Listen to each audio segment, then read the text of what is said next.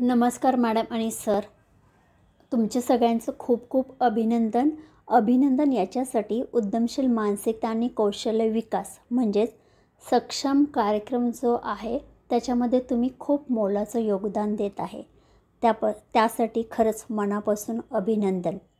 आज जो हा व्हिडिओ बनवला आहे त्याचं कारण आहे आपले जे 22 सत्र आहेत त्यापैकी काही सत्रांची माहिती प्रगती साधनमध्ये व्यवस्थित भरणं फार गरजेचं आहे. कारण त्या सत्रांमधूनच आम्हाला कळणार आहे की आपले विद्यार्थी कोणते व्यवसाय प्रकल्प करत आहेत आणि त्यासाठी त्यांना आम्ही कशी मदत करू शकतो. तसेच जे आपल्या जिल्हा पातळीवरती अंतिम प्रदर्शन होणार आहे त्यामध्ये जे व्यवसाय प्रकल्प निवडले जाणार आहेत त्याची बरीचशी माहिती आम्हाला या सत्रांमधूनच मिळणार आहे. तर हे सत्र आहेत क्रमांक 8, 12, 16, 20 आणि 22. तर आज आपण सत्र क्रमांक 8 कशा पद्धतीनं भरायचं हे बघणार आहेत. तुम्ही बऱ्याच दिवस झालं प्रगती साधन भरत आहात, त्यामुळं पहिले सुरुवातीचे काही प्रश्न आपल्या सगळ्यांना माहिती आहे ज्याच्यामध्ये आपण बेसिक माहिती लिहितो. शाळेचं नाव, जिल्ह्याचं नाव, शिक्षक, सत्र कोणतं घेतलं, कोणत्या तारखेला घेतलं, ही माहिती.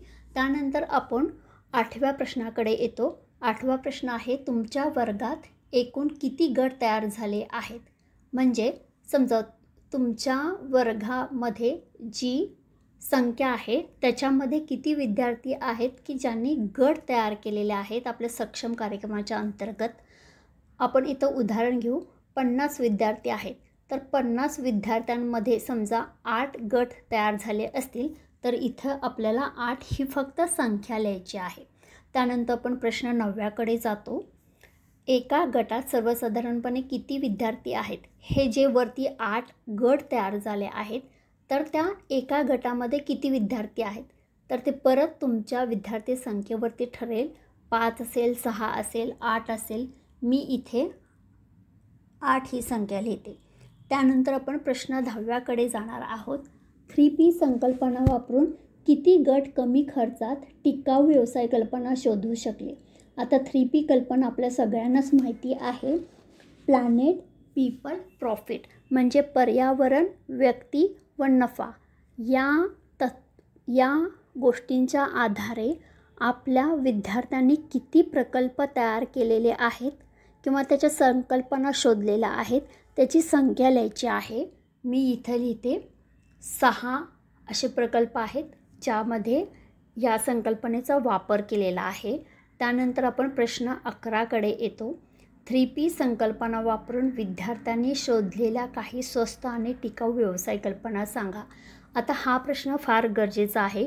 इथं जी तुम्ही माहिती देणार आहे तीच माहिती आम्हाला जिल्हा पातळीवरती जे आम्ही व्यवसाय प्रकल्प निवडणार आहोत त्याच्यासाठी मदत होणार आहे. त्याच पद्धतीने विद्यार्थ्यांना आम्ही त्यांनी जे व्यवसाय प्रकल्प निवडलेले आहेत त्याच्यासाठी मदत करू शकणार आहेत.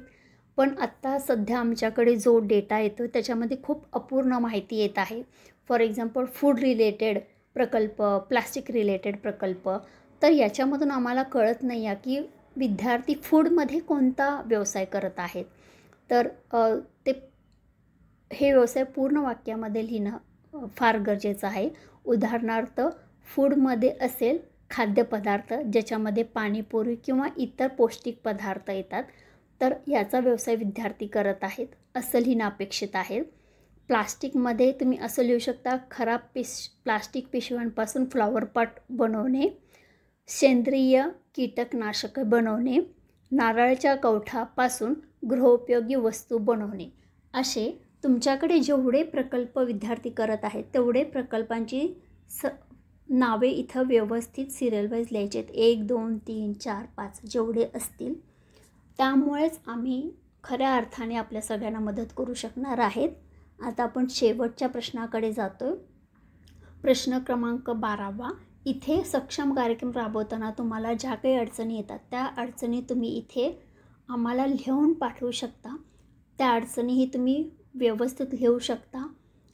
उदाहरणार्थ मी देते की अजूनही आमच्या विद्यार्थ्यांनी व्यवसाय कल्पना सुचत नाहीत. ग्राहकांचा अभिप्राय कसा घ्यायचा हे आम्हाला कळत नाही आहे.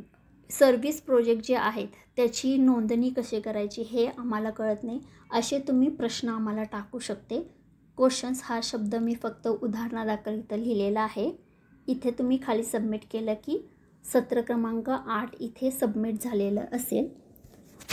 सत्र 8 कसं भरायचं हे माझं इथे सांगून झालेलं आहे. पुढील जे सत्र आहेत 12, 16, 20 आणि 22 हे पण कसे भरावे या संदर्भात जर आपल्याला व्हिडिओ हवा असेल तर आम्हाला वरती कळवा, आम्ही त्याच्यावरती काम करू. तुम्ही आत्ता जो हा व्हिडिओ बघण्यासाठी वेळ दिला त्यासाठी खूप आभार. आणि आपण सगळेच मिळून सक्षम कार्यक्रम उत्तमरित्या राबवत आहात आणि याच्या पुढेही राबवू, ज्याचा फायदा आपल्या विद्यार्थ्यांच्या यशस्वी वाटचालीमध्ये होणार आहे. मी इथे आता तुमची रजा घेते. धन्यवाद.